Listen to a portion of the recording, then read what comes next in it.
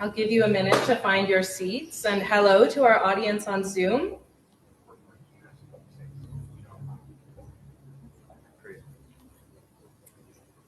I'm thrilled to introduce our featured reader for the evening, Daniel Cowper.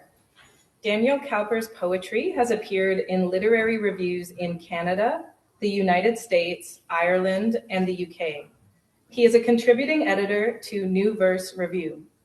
Reviewers have called Kingdom of the Clock gasp-inducingly beautiful and have said its lines chime with brilliance throughout. He lives on Bowen Island. Please welcome Daniel.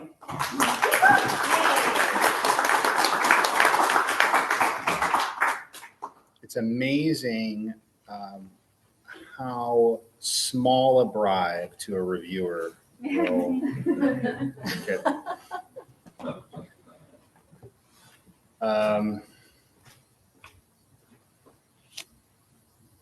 So this is a tricky book to read from because it's just one poem and it's 200 pages long. So if I were to read it, just the one poem, we'd be here all night. It's significantly longer than Beowulf, to give you an idea of that. It starts at dawn in a city that's remarkably like Vancouver. For people who know Vancouver, they'll recognize a lot of the features of the city. And then it goes through 24 cantos or chapters, one for every hour, until it ends at the next dawn. And there are about 8 major storylines that go throughout the day, which again, they're all intertwined. So it makes it very difficult to read anything. So I'm going to read a number of quotes from one of those storylines, which is about a family of Zoroastrian immigrants. And does anyone here know anything about Zoroastrianism? Yeah. A couple people. So it's a very interesting religion. It's sort of the old religion of Iran. A few thousand years ago, a shepherd named Zoroaster had a vision which revealed to him that paganism was not true. There was a real God, but that there was also a bad God who was always trying to foul up the work being done by the good God. And as a result, they have this very interesting cosmology where they think that there's this good God outside, and he's trying to help creation, and he has these servants called fravashi, who are like angels. But then there's also the good God's enemy, who's trying to foul everything up by doing things like making snakes and mosquitoes and rats and all gnats. You can think of your own ideas of where exactly the enemy is at work in the world, but so that cosmology is going to come into this a little bit as time goes along, because well, you'll see. Suburban old folks rinse breakfast dishes, raise condo blinds to stare at the active city. Magnolias droop waxy scoops. Cherries are puffed with pink. Tulips poke Crayola tips through muddy soil. Merdad wipes the Jackson Pollock petals off his Buick's windshield with long fingers, reparks across the street in case the scheduled sweeper truck comes this week. Too old to smell his smeared palms, Merdad half recalls, half reimagines the petals' whiff of white wine gone stale, the floral odors like the perfumes of melting ice cream.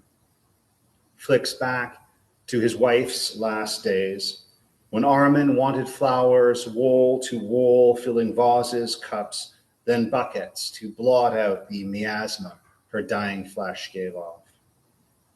Never enough, thinks Merdad, meaning both flowers and days.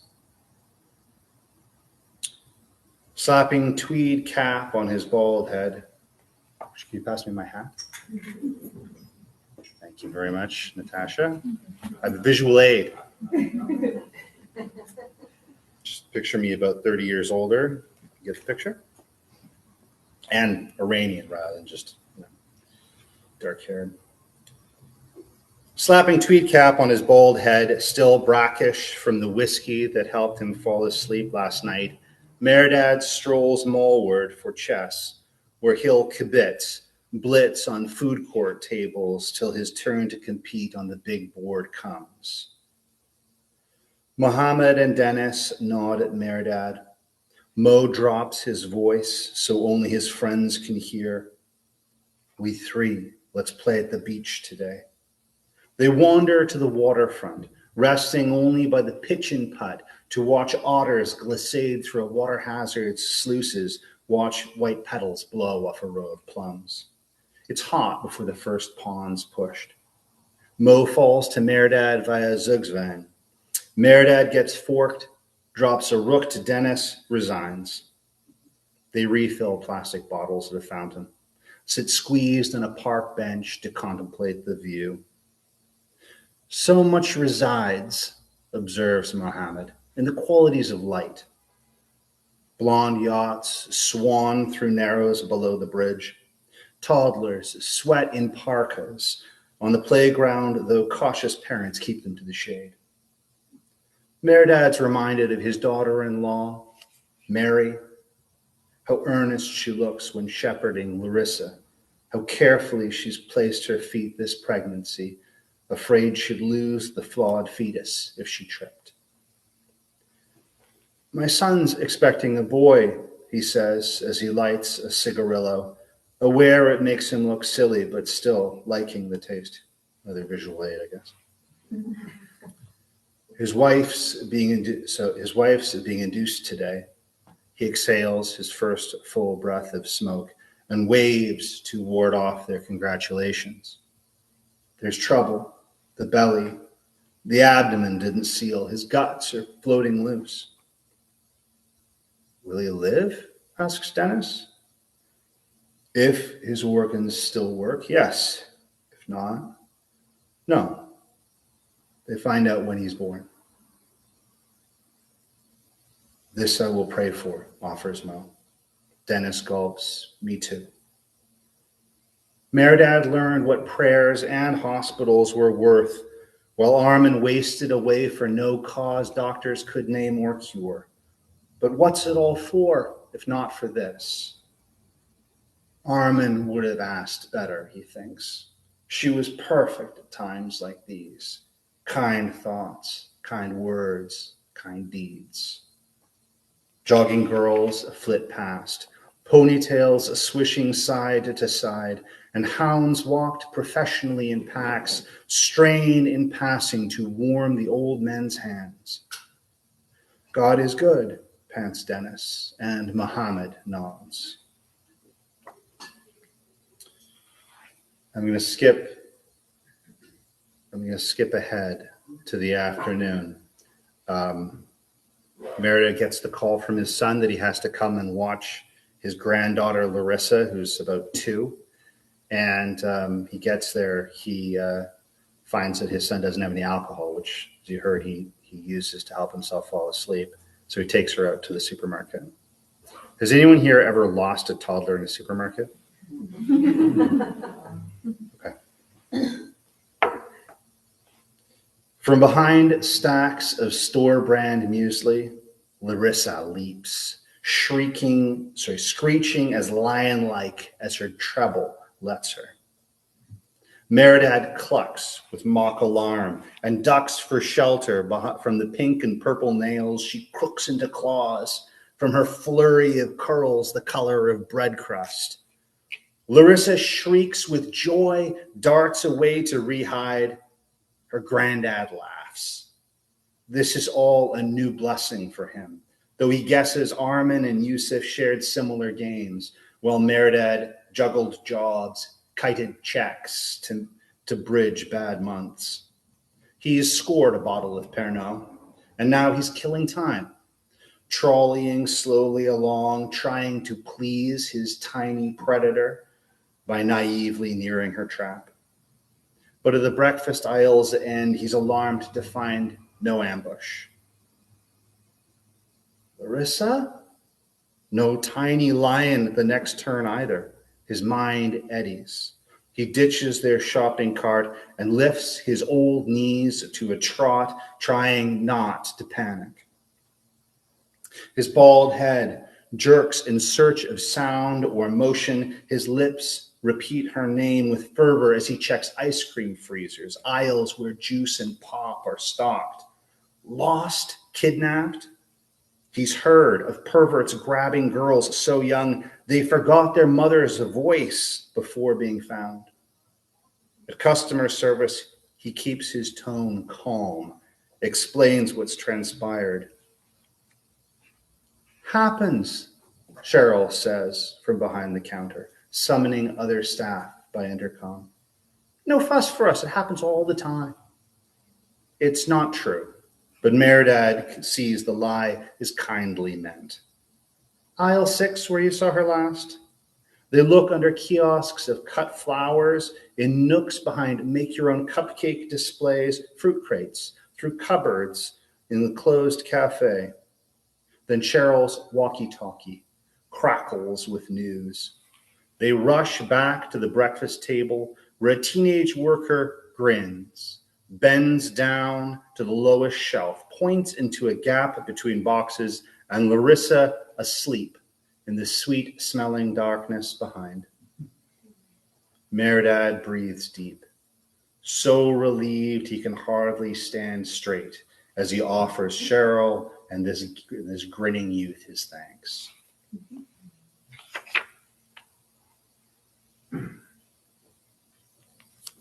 On lawns still wet from last night's rain, the kingdom of the clock's new moms push prams past tennis courts where balls clip-clop from racket to racket, sit on stumps with babies cupped to breasts. Told at intake to walk a while, Mary waddles painfully along the seawall with Yusuf hand in hand. They trade, I'm fines, and how are yous? Discuss the weather, and whether Meredad will bother to read the guidelines Mary's fretted over and refined. Mary doesn't say she wishes her own parents were there, that she envies those families where grannies wake early to wrangle toddlers, ferry older kids to sports and spelling bees. But Mary's mother's out of reach. Mary crossed the sea for Yusuf, who hovers, waiting to catch her if she trips. Feeling as mortal as sailors riding out a storm, they don't discuss the snakes of escaped intestines they traced on ultrasound screens, the outlines of fetal organs fallen from the unborn baby's rift that a doctor pointed to and explained.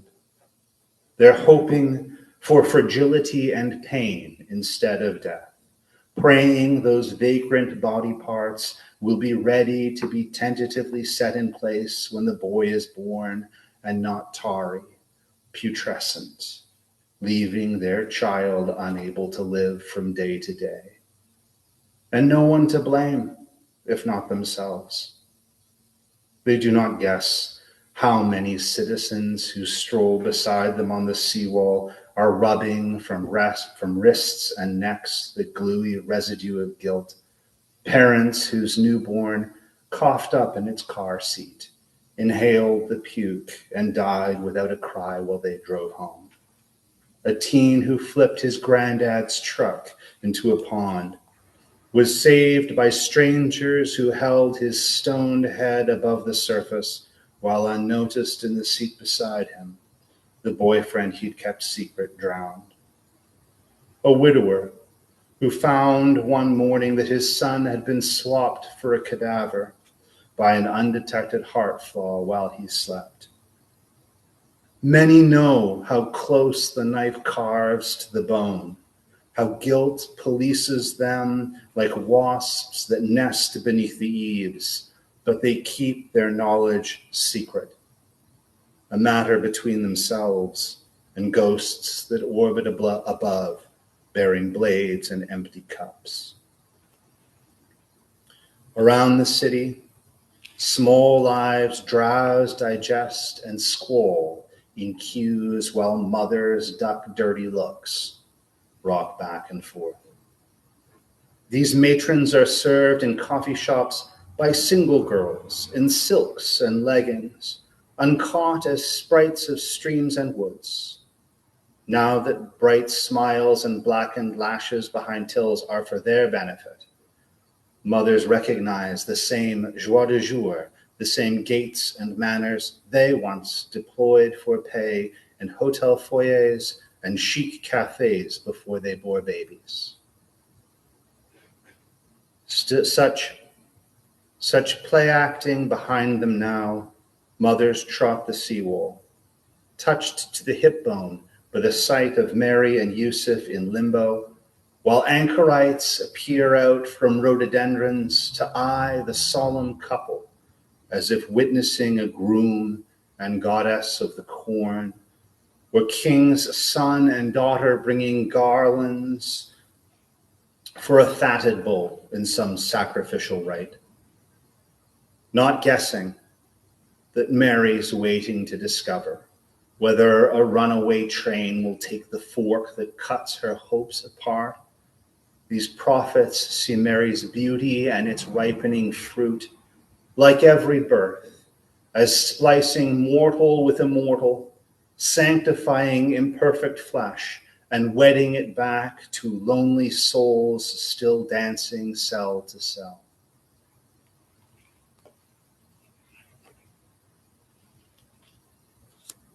I'm going to skip ahead to bedtime when Meredad's trying to put his granddaughter to sleep for the first time. Block after block, down aisles of night, Meredad balances an umbrella in his left hand against the granddaughter riding on his right. Mary's list warned him that after stories, hot milk, puppet play, a half hour of muted TV, Larissa's bedtime would require this tour, require them to recite good night to all they see. Good night, flower trees, Larissa says. Good night, flowers. Good night, Grandpa Bozo's Buick. Good night, raccoon. Cupped to one shoulder, the toddler looks up inside the umbrella, delighting in an ambiance stained blue by the taut cloth, the tip pat, a raindrop strumming down. Good night, rain. Good night, street. Water beads on the umbrella's ribs, glints in letting go. Good night, ocean, trees and towers, Meredad whispers as Larissa slumps, accepting sleep. Good night, ships that sail the sea. Good night to all the stars that we can't see. Meredad turns back. Both hands full, he can't tip up the wool cap that keeps slipping over his eyes, blinkering him with its brim in his hour of triumph. Back aching, he wishes his wife were there to witness the curly head at last asleep. Thinks of texting Yusuf but cringes, knowing Mary's pushing her sad burden through the dark with Yusuf beside her. Having lived grief to its limit, he knows they'll endure but not unscathed. If the baby's skin like almonds crinkles back onto its bones, goes darker and florid with unfiltered toxins, while doctors trained to emulate empathy act as if all might still be well. How frightened we are tonight, he thinks, while his eyes roam unfocused over honeycombs of rooms.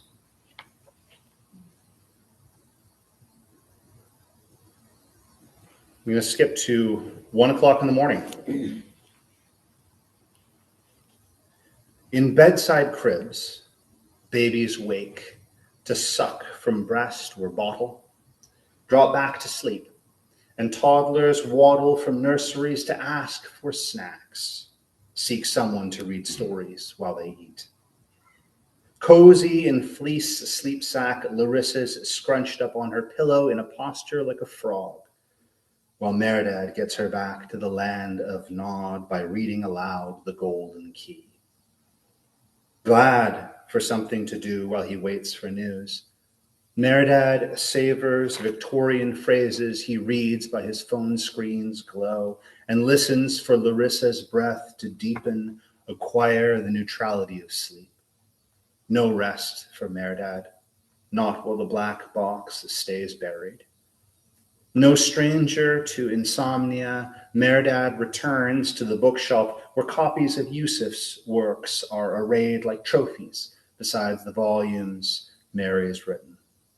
He swaps his blue-bound book of fairy tales for a Corda Avesta, takes it to the balcony where he can see the sky, find the Mayasht, and pray the hymn to the moon, while invisible servants of creation cycle past on eternal circuits. Immortals are keepers of the moon's glory. Immortals pour out its glory on the earth that Mazda made. And when the moon waxes in the springtime, it brings golden plants from the earth. Give unto my grandson brightness and glory. Give him health of body. Give him the bright, the blissful abode of the holy ones. The old formulas dive into his mind, like goshawks with claws outstretched, to drive away the piles of blackened, twitching snakes, foretelling his grandson will be born sick, afflicted with fatal decay. Meredad looks out on the bay.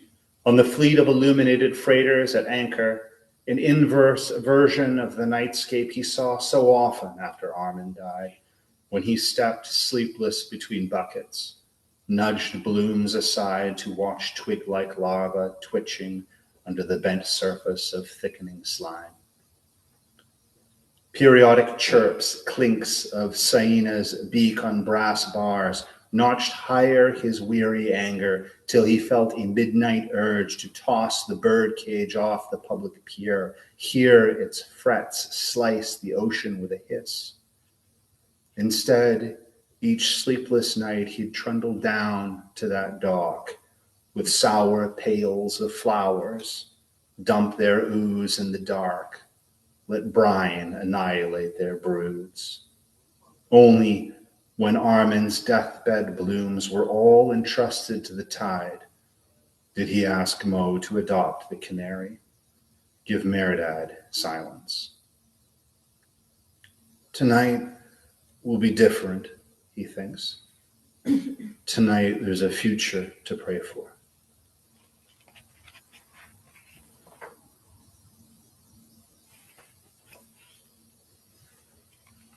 Skipping ahead to about 4 o'clock in the morning. Fentanyl flowing into Mary's spine doesn't block the pain, but occludes her objection to it. As the boy moves pain by pain through her pelvis, she cries for fear the strain will detach his unmoored organs, pare away his life on life's doorstep. Her fear abstracts her from the Pitocin-sped tempo of her pains, the paper Johnny gown she wears, makes her hallucinate winged Numina Yusuf's mother used to pray to, Fravashi, who portion out creation's grace. She sees them circle the room to a nursery tune, grips Yusuf's hand and screams, spies an immortal corresponding to her son as her hips splay till the hinges crack, feels mysterious muscles flex, propel her firstborn son through blinding blood into the light. Stamped on each cell, the sacred image shines, but by some glitch of genes or growth, infant organs like slippery balloons and ropes slop from a fleshy cleft left open in his chest. The boy is beautiful in his mess, wounded but not doomed, his organs pink and purple with life. The doctors joke as they check each healthy link. Yusuf weeps with relief and gratitude as he clutches Mary's hand. She smiles at her son, through tears and sweat, lying torn, triumphant on the bed. She senses the spirits who helped are dog-tired too, suddenly wobbly, slower in their circuits, sacred cups and sabers heavy in their hands. As nurses trolley the plastic-wrapped boy and Mary down hallways, Yusuf watches for obstacles, while Mary scans her baby's face and listens to him scream. She alone can hear how he's in agony not only with the unhealed split that burns along his nerves, but craving for her touch and smell and voice, his newborn need for love. Under white lights, gloved hands place each organ, lay living tubes in loops, seal the schism's lips with plastic. The child will be nurtured drip by drip through tubes for months, while natural means of life accept their functions. But in a year, when he's a terror, throwing things from heights to watch them break, Mary's fingertip will tap his scar, awed by how small the gap through which her whole love nearly slipped.